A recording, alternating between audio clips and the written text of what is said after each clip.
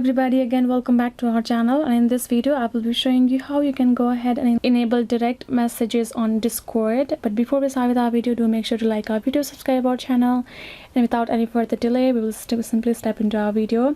So if you want to do so, first of all go ahead, open your Discord app. Once the app is open, what you're gonna do is simply go ahead and tap on this icon, right? Tap on it, profile icon, and then what you will do is tap on this privacy and safety option given in settings. Go ahead, tap on it. Now you will be able to see these options, right, where you can see this direct message filters, and if you swipe down you can see this allow direct message from server members. So for me it's on. If in case by default it's off, right, so what you gotta do is you gotta make sure this is on. So now you will be able to get the messages, and you can see this enable message request from server members you may not know.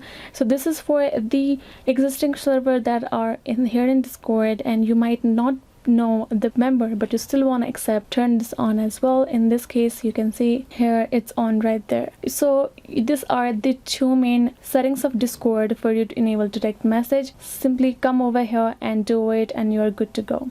So yes guys, this is it. This is how you can simply do it. I hope this video was helpful, and yes, thank you so much for watching. I'll see you guys next time.